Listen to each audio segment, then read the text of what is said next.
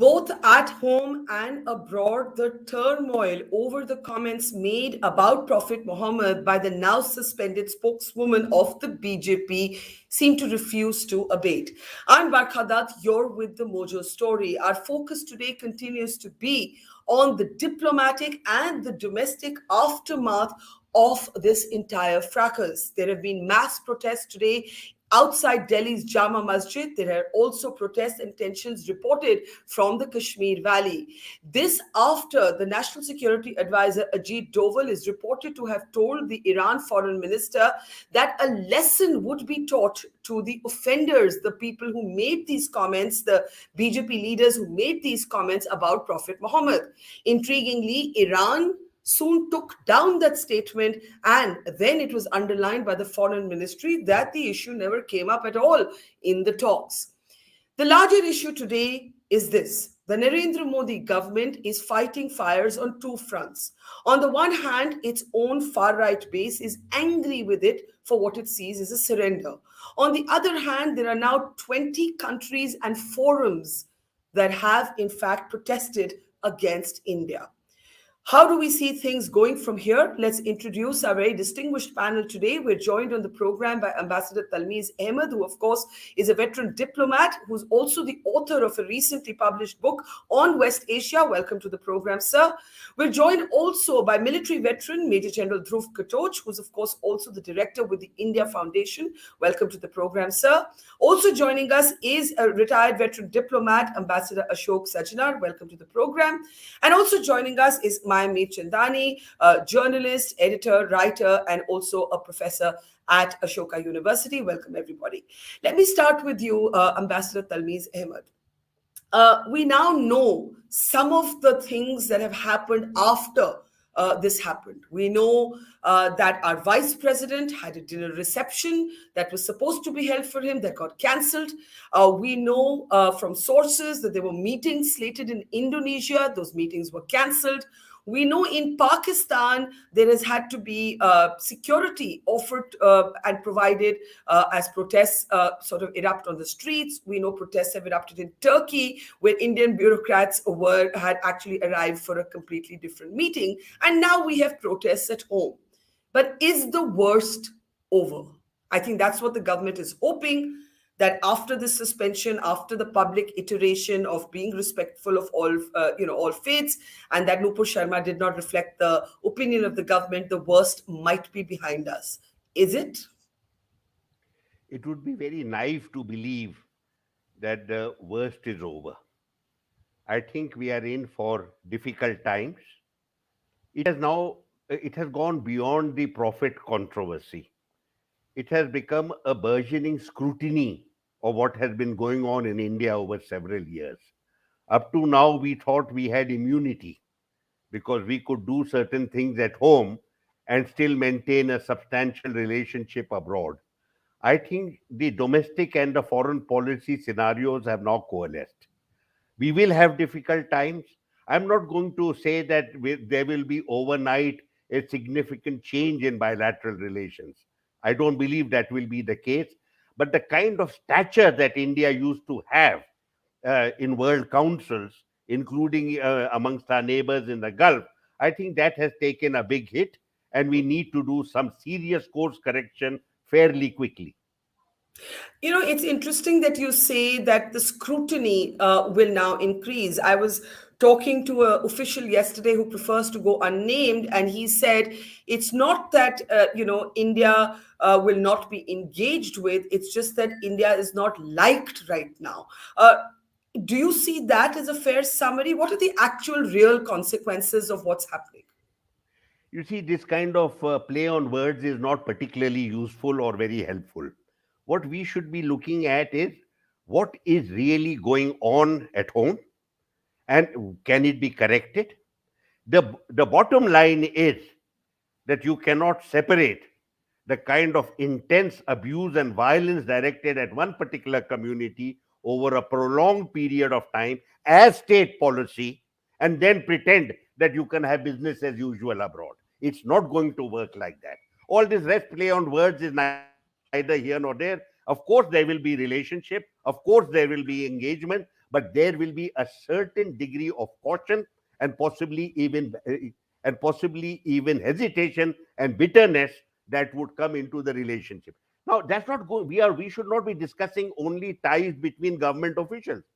I personally fear that we should have concerns where the Gulf is concerned. We should have concerns with regard to recruitment. These are not decisions that are taken by governments. These are taken by individual employers. And they would be concerned about zealots coming into their company, into their organization, and creating discord. So there is a certain poison that has entered the system. Okay, I have one last question for you, Ambassador Talmiz Ahmed, before I open up this conversation. We saw something very peculiar take place after the Iran foreign ministers' meeting. The Iranians put out a statement wherein they quoted the National Security Advisor, Mr. Ajit Doval, as having said that a lesson would be taught to the offenders of this controversy in such a way that it would set a precedent for others. In other words, this will not happen again.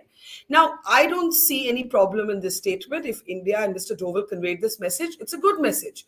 But the foreign ministry stressed that later this message was in fact taken down. The headlines, and we have those if we can play them, the headlines then started saying Iran has taken down this message. So we went from "we'll teach them a lesson" to Iran deleting that entire comment. What do you make of this, Ambassador Talmiz Ahmed? Very difficult to make wild guesses at this stage. I think there was a conversation at this level. It was an important conversation. And I think a certain statement could have been made, a certain reassurance given to the Iranian visitor. But it must have been agreed between the two sides that this would remain off the table. Needed to be corrected, and I think it was corrected. What the visit was about, or any of these remarks, is connected with these very important, very great importance that both sides attach to the relationship. And I think it was in the context of what is taking place in Vienna, and I think beyond Vienna as well. So I think we are looking at something quite different. There must have been a certain assurance given to the Iranian minister, but it is not meant to be that it was not meant to come into the public domain. And I am glad that the correction has been done. Okay, let's open this up now. General Katoch, Ambassador Talmiz Ahmed has a rather grim view of things. Now, alongside what is happening is a theory that we see peddled on some of the primetime shows, that there is a foreign hand here. Now, of course, there's no doubt about the fact that India's adversaries will be looking to fish in troubled waters, Pakistan among them.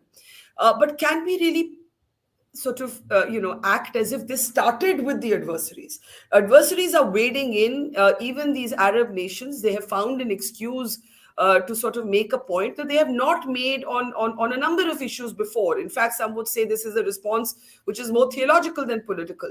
But do you share Ambassador Talmiz Ahmed's disquiet that the worst is far from over? General Katoch. Thank you, Barkha.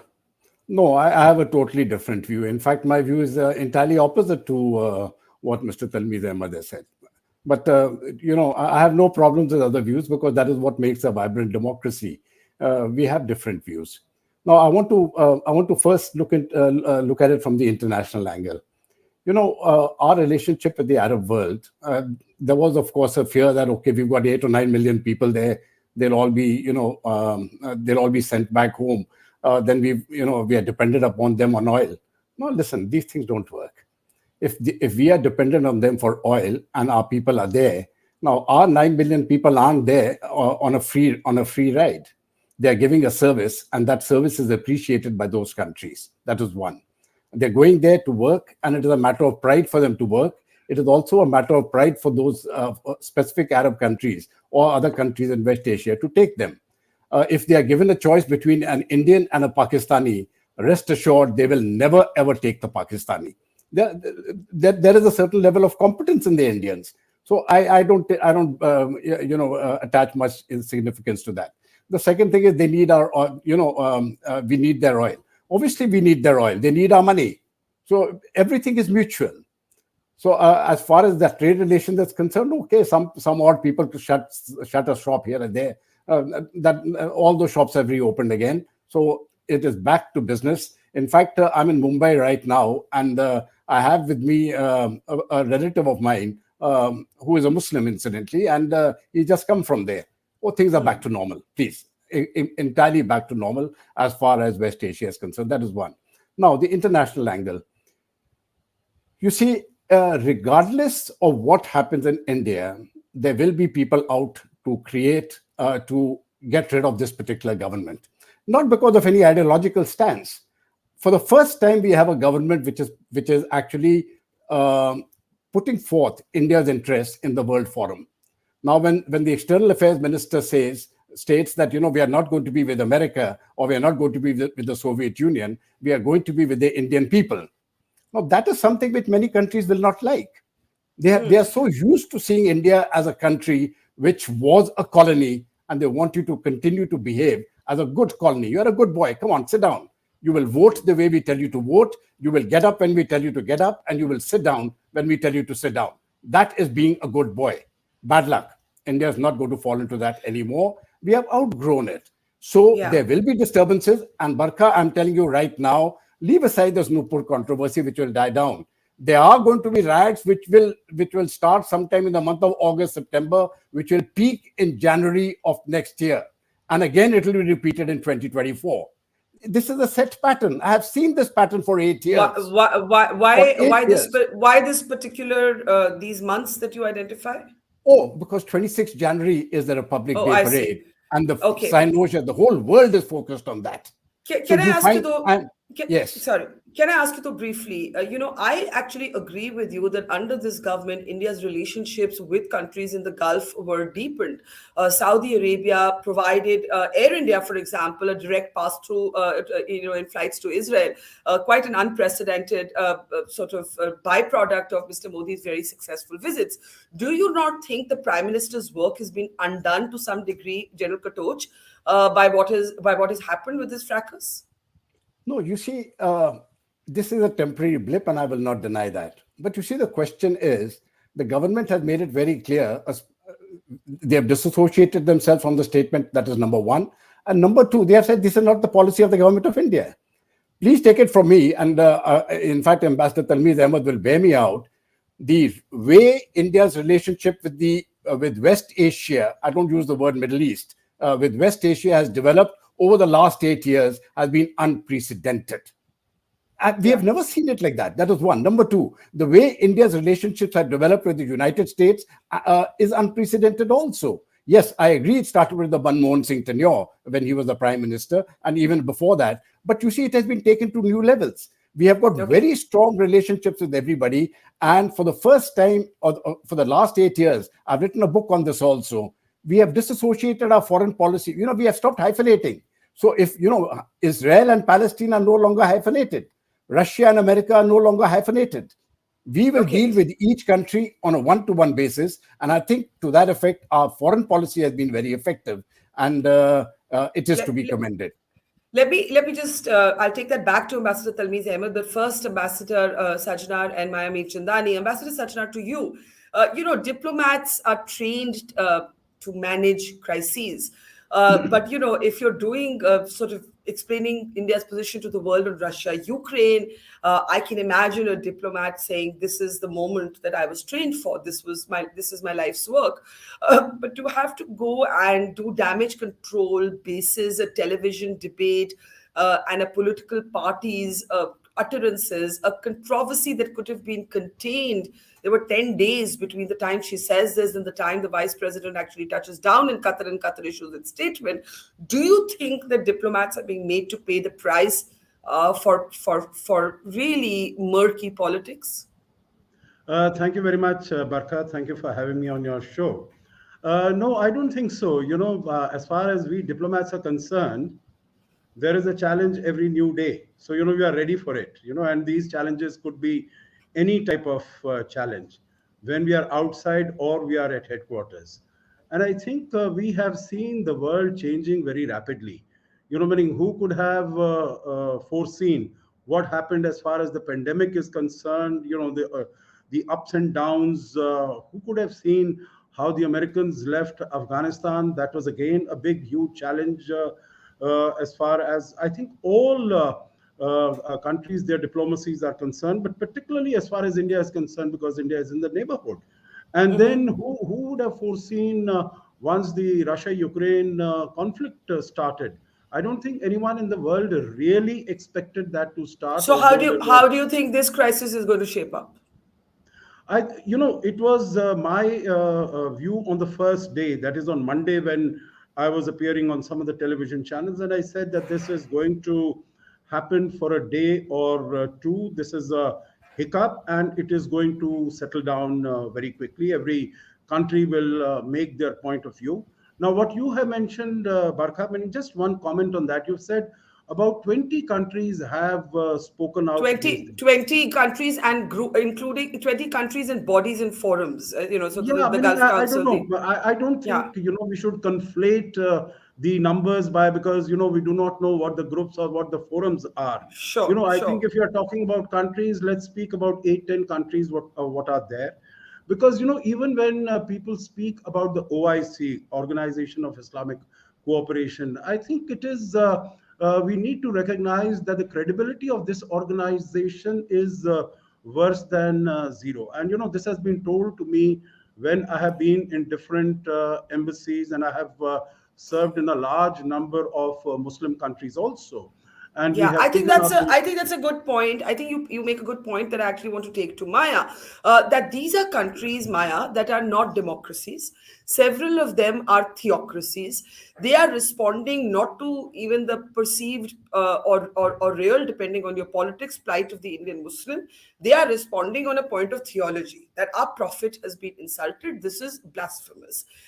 These are countries, who have been implicated for the assassination of a Jamal Khashoggi, whose own record on human rights is dreadful. All of this is well taken. I would still keep saying, why then did we respond to these countries? We could have just listened to our own people and fixed this. Why did we reach a point where we had to listen to these countries? Maya, unmute yourself, please. I think actually, Barkha, you've hit the nail on the head. Right. Sorry, I am. Okay, hang on, Maya. Just Can you let us hear get me? you to fix your connection and let me. Just about. Can you hear us? Yes, I can hear you all just Okay. fine. Let me take the same question. Okay, go ahead then. We can hear you now. Go ahead. Okay, so Yeah. I think what you're saying is essentially what I would like to say as well. Why have we all this time not looked at what our own people have been saying? Critics of this kind of hate mongering have been saying, whether it's the Indian Muslim community, whether it's a larger community of Indians across the religious spectrum, who have been saying this kind of sort of spewing of hate against a community is unacceptable. That's one. The second is, if these countries are theocracies and not democratic, we all agree with that. Why are we bending over backwards? Why are we listening to them? That's the second question. Because if, as General Katoch said, that the West is trying to colonize us again, I actually have a different point of view. I don't think they're trying to colonize us again. I think, in fact, if anything, in the years since 98, 99, when we launched our nuclear test, the West has sort of sat up and taken note of India's stature on the world stage. I mean, we've signed a nuclear deal, for God's sakes, with the United States. We've got trade partnerships with the European Union. We talk about being, the largest democracy. We partner with democracies all over the world. So how can we say that on the one hand and then think that they're trying to colonize us on the other? So, I mean, if we are a liberal democracy, a secular liberal democracy, we should have a problem with this kind of discourse ourselves. We shouldn't wait to be told by whether it is theocratic Islamic governments or whether it is democracies in the world what we need to do to get our own house in order. That's one. The second point is on you mentioned the Iranian statement, and I just looked at it again while you were talking about it. Yes, there has been some back and forth. Two things. The MEA has still not denied that NSA Doval said this. They've just said the Iranians have taken it off their page. That's one point. And the second is that if you read the statement that the Iranian government foreign ministry still has on its website, it still talks about India's commitment to a secular fabric, to the protection of Muslims, to ensuring that religion is not insulted in any way. That message is still strong, is still sort of strong and clear. I think Indian foreign policy needs to sort of, take a stand. Do we need West Asia, Middle East, whatever nomenclature you want to give it? Do we need the Gulf countries, or do we not need the Gulf countries? If we don't need the Gulf countries, who cares what they say? If we need the Gulf countries and we care what they say, then whatever kind of government they are shouldn't matter to us. At the end of the day, this is about Indian citizens who are being targeted by other Indian citizens. And the world is sitting up to take notice. The US International Religious Freedoms Report has talked about this. European Union has talked about this in its parliament. And now it's the Middle East. Okay. I mean, why should Let we be surprised that it's come to this? let me I think you make the central point is exactly this, that if we had acted internally, we would not have had to be preached to Ambassador Sajjan, whether it is 10 countries, 12, 15. Let's remove the OIC and the Gulf Council out of it. We're still looking at, we're still actually, I think, looking at 12 to 15 countries that have protested. But also this sort of very confused response from the foreign ministry on what Mr. Doval did and did not say to the Iranians.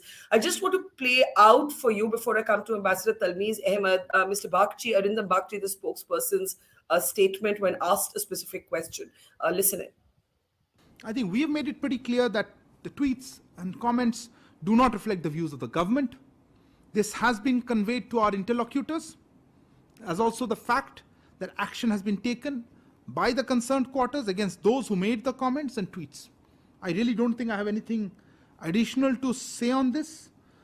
You mentioned about outreach, Sudhi. Let me just say, look, our ambassadors regularly brief their interlocutors on issues and concerns of the day. They are also in regular touch with headquarters. In fact, this is their job.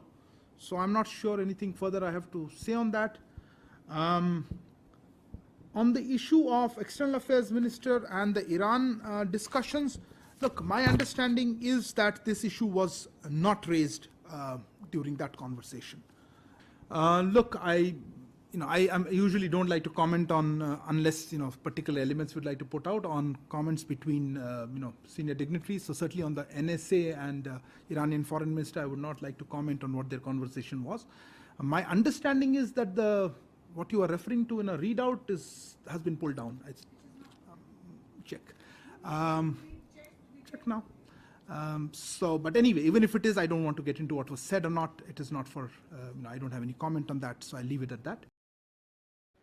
Yeah, so Ambassador Talmiz Ahmed, I think you suggested that something that was an assurance in private went public. The government didn't appreciate it. The Iranians removed that particular reference. I am a bit confused. Why would we not want that to be public? Why would we not want it to be public that we think as a government, as a state, whatever happened was should not have happened, and they have been shown their place? That's question one. Question two, to both General Katoch and Ambassador Sajdar's perspective, quite different from yours and Maya's, that who are these countries? Who are they to lecture to us? This is a changed India. This is a new India. We're not going to kowtow beyond a point. Yes, there's been a hiccup. But that happens and life moves on. You would say what? Talmiz Ahmed.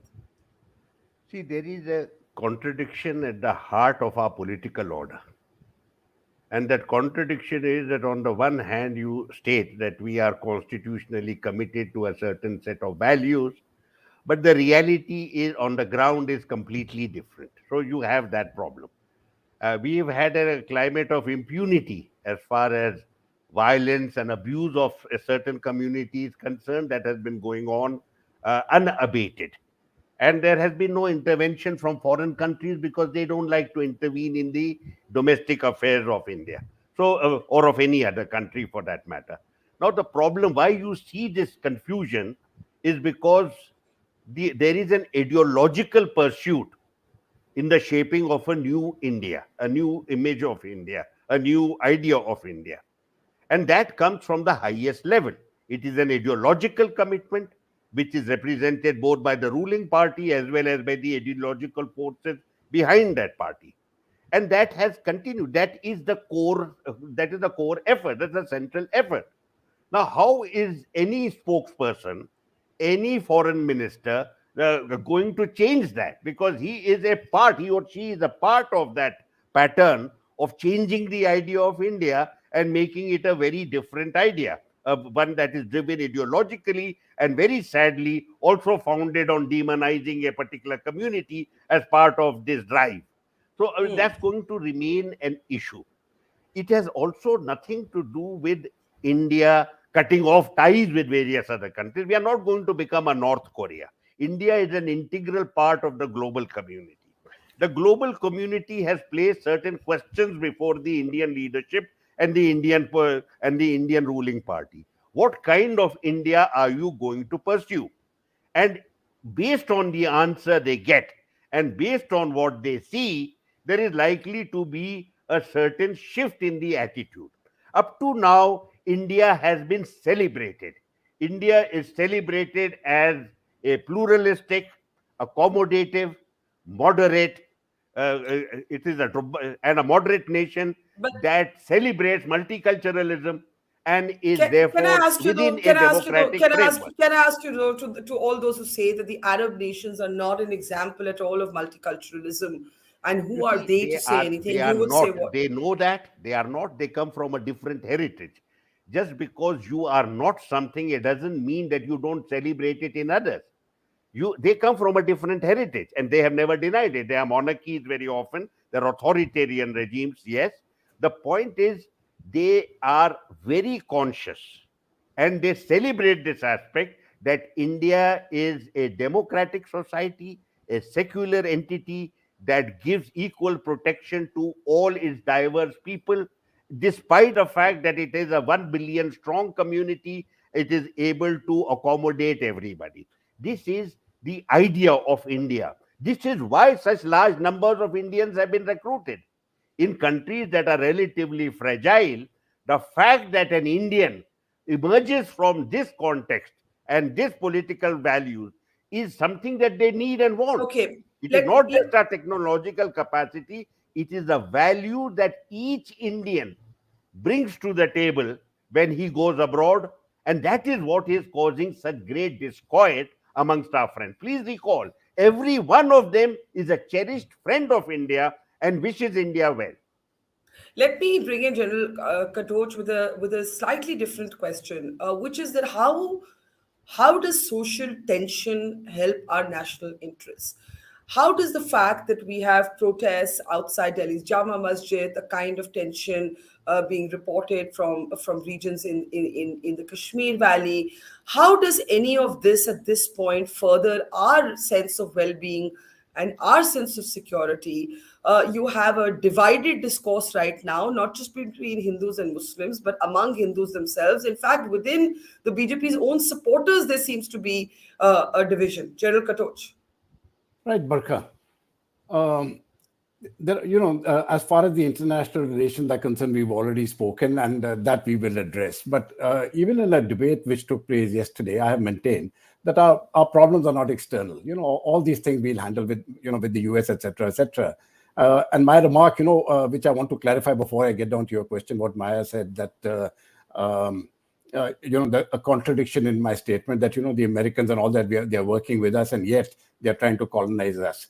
You see, I have observed for a very long time, and I want to make this statement with a lot of a degree of circumspection. They have used the very element of human rights to whip us, right? So they operate at two levels. You will have at one level, those ties will be developed because they want those ties to be developed, especially if you have to counter China or Russia. And at the other level, they want to keep you down, and they use human rights as a tool. And when they use human rights as a tool, it really makes me laugh because as having served in the army, I know we preserve them the most.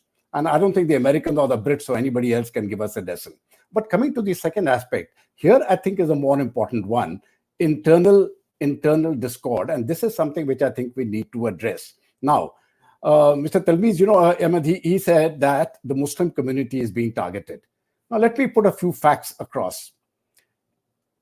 In the present government's policies, all policies of the government of India have been used uniformly, whether it is giving houses to the poor, whether it is giving gas connections, whatever.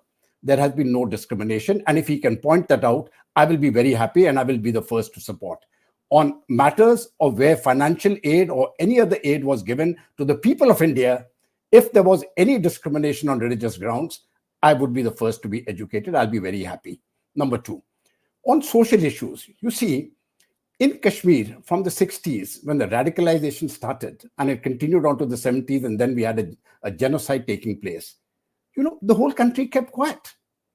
I didn't see one Muslim same voice saying what you fellows have done in Kashmir is wrong. Even today, they don't say it. Now, that is the problem. The problem is one-sided.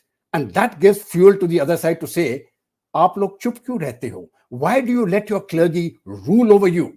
So the societal tensions start there.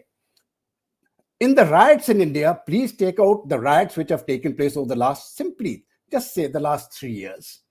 Please see who have been the rioters and where the destruction have been caused. It is not one side. It is not to say that the people are acting against the Muslims.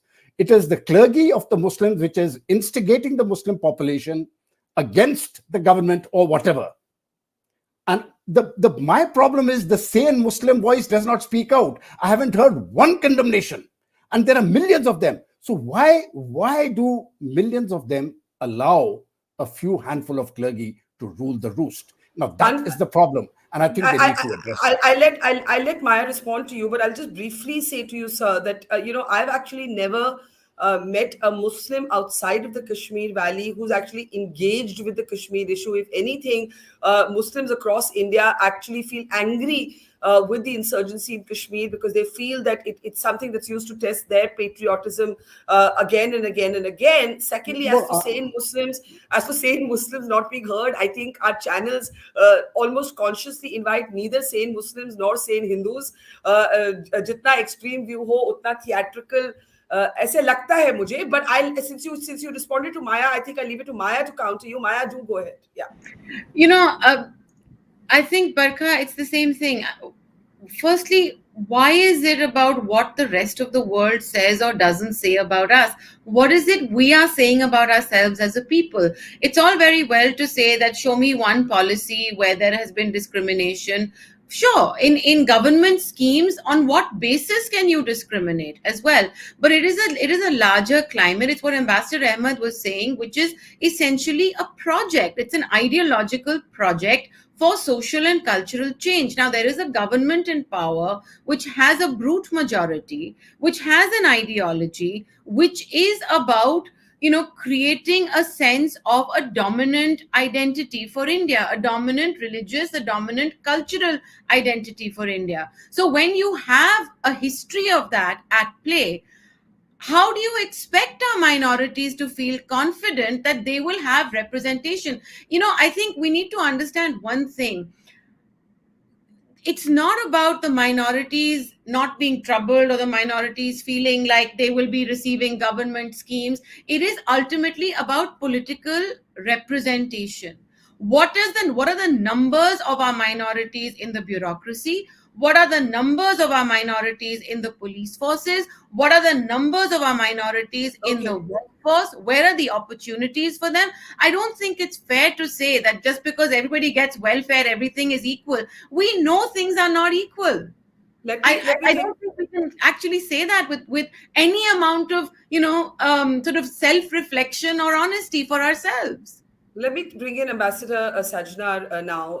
When we talk about representation, of course, one of the big domestic debates is that by the 7th of July, the BJP will have no Muslims in parliament. It already has no elected Muslims in the assemblies. On the counter side, if a Muslim does engage with the BJP, he or she is immediately called a Sarkari Musalman, a token Musalman, and so on. So there's a problem in that sense, in that relationship. Do you agree, Ambassador Sajnar, with Ambassador Talmiz Ahmed, that now these countries, the Muslim nations that are protesting over the Prophet, have got a road in to scrutinize all of our internal sort of politics? Or do you believe ki baat, raat gayi, baat gayi, as so to speak? Sir, Ambassador Sajnar.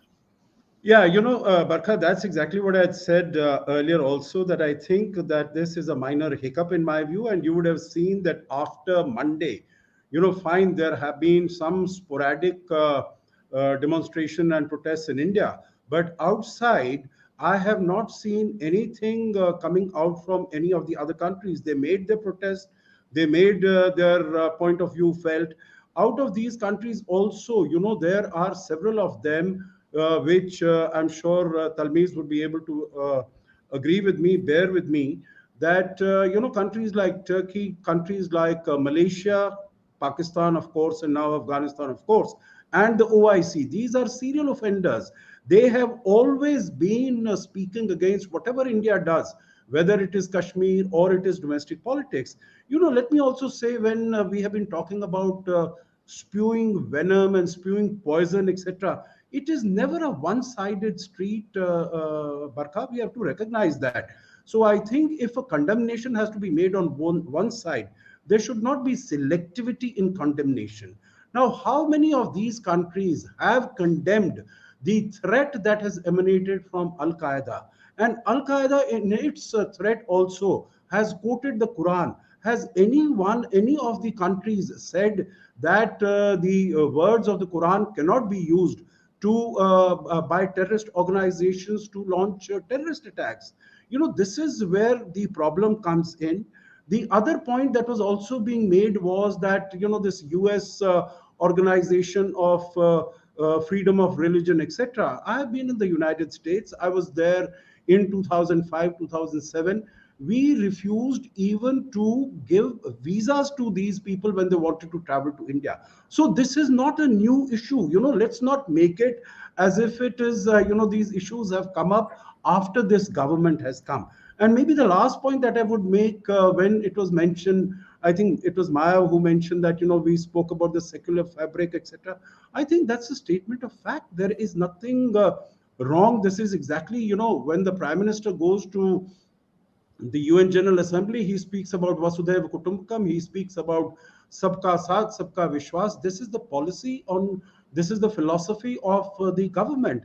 And I think all the policies in terms of taking the country forward are built on this particular philosophy. And I Okay. think this is Sorry, this complete your this point. this has been made clear to the world. So I feel, just one last word responding to your question. I think this is going to externally die down very quickly, but I think internally we need to see how to handle it so that it doesn't so that it stays doesn't continue in the Yeah. same manner. I'll give Ambassador Talmiz Ahmed a quick last word. I have to close then. Ambassador Talmiz Ahmed, you've not been a fan, in fact, of the proximity or the emphasis, I would say, on the relationship with the Americans. You thought during the Russian invasion of Ukraine, I think you called it a course correction. But the Americans also repeatedly do sort of comment on religious freedoms in India and so on. Uh, I think most Indians would then point to gun culture, racism, etc. In America, and we've seen what's just happened recently with the tragic sort of shooting in a school. Your last thoughts? I mean, how does a self-correcting democracy get to a point where it can legitimately tell other countries to mind their own business because we are taking the steps that we need to fix our own problems on our terms? Overwhelmingly, nations mind their own business when it comes to the domestic scenarios in other countries. Exceptions are the United States, which has given the self-given right to pass judgment on other countries. We know that they've been doing it for a very long time. Very few of us bother, but then they create lists of terrorist states. They create this foreign terrorist organization. They have sanctions. They call, terrorism sponsored, sponsors of terrorism, state terrorism, all of that. Never apply to themselves, never apply to the Israelis, but otherwise everyone else is easy meat. But that is not the issue before India. The issue before India is, where do we want to go? What and in what shape do we want to go? There is no denying anything that all my wise colleagues may say. There is no denying that there is a major project to change the idea of India on the basis of a certain alternative ideological framework. Sadly, instead of celebrating an alternative vision of India, this also involves the demonizing of one of our domestic communities. I would personally wish exercise the freedom to have an alternative view, celebrate what you wish in regard to the past and talk about the future. But why do you need to abuse and be violent against another community? I keep on hearing you are doing this, the Indian Muslim community has never supported the Kashmir jihad and the Kashmir insurgency, as you pointed out just now. Not a single person from the rest of India has supported it.